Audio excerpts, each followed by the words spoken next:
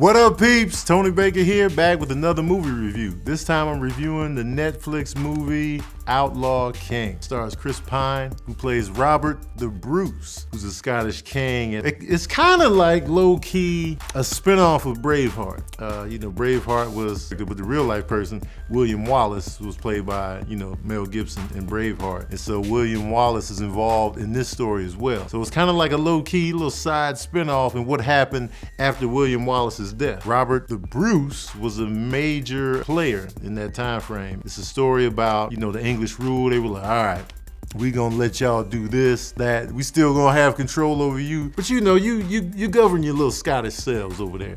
And so this is about Robert the Bruce leading a small band of like outlaws, and they fight for their freedom and their right to rule their own land. I never really knew about Robert the Bruce until I watched this, and I was like, wow.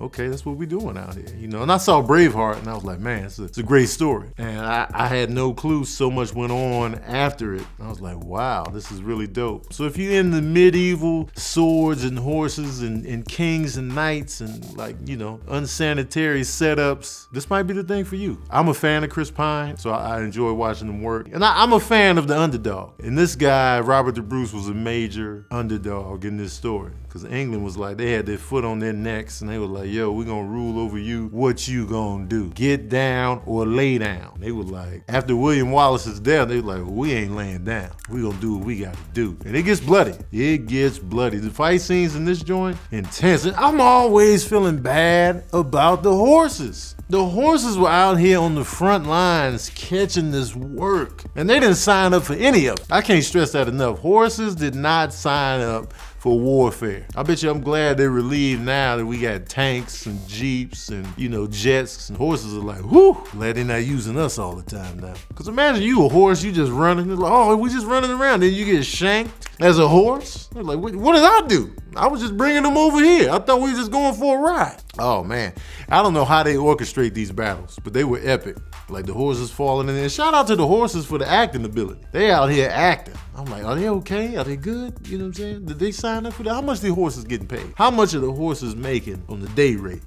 That's what I want to know. Are they getting paid with hay, feed, dope, horseshoes? What they getting out of the deal? You know what I mean? That was a major thought process. I was intrigued by the story. I'm all for the action and the violence. I'm all for it. There's plenty of it. And it was a different time. It was just funny to see how they operated. Like, all right, we gonna meet up tomorrow for a one-on-one fight. Like, I'll be there. And then you see it unfold or not. The love aspect, I didn't really care about. You know what I'm saying? Showing Robert and his wife. I was like, all right, I really didn't care, They showed them smash one time. I was like, good for them. Good for them. They finally did it. It's great. It's great. I didn't need it. Let me ask you this. Are sex scenes ever necessary in anything? Like, are they really necessary in 90% of the movies where they have a sex scene? Like, for real, for real. The only time I can see a sex scene being necessary is the movie Kid. He had sex with that girl that was like kind of passed out. He low-key raped her, but he didn't know she had contracted HIV from the other character. That sex scene was essential. But usually I'm like, why are we having this?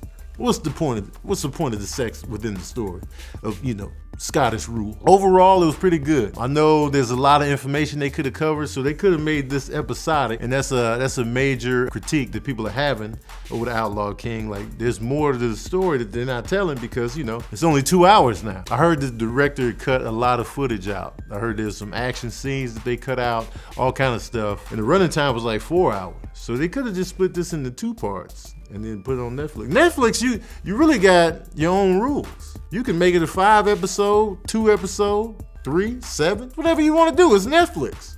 It's streaming. So I feel like they should have kept it all. Show us the cut footage because it sounded epic. But overall, I feel like they could have dug a little bit deeper, and so that affects my review.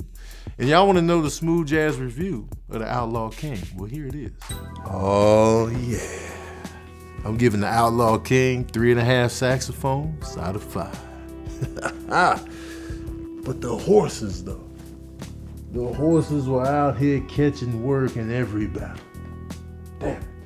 All right, peeps, that's my review of the Outlaw King. Let me know what you thought of the Outlaw King in the comment section below. Are you going to check it out? Let me know in the comment section below. Also, check out Braveheart because it's kind of connected to this story. I haven't seen Braveheart since like the 90s. I might have to watch that again, man. But let me know in the comment section below. Don't forget to like, share, and subscribe. And as usual, we out here.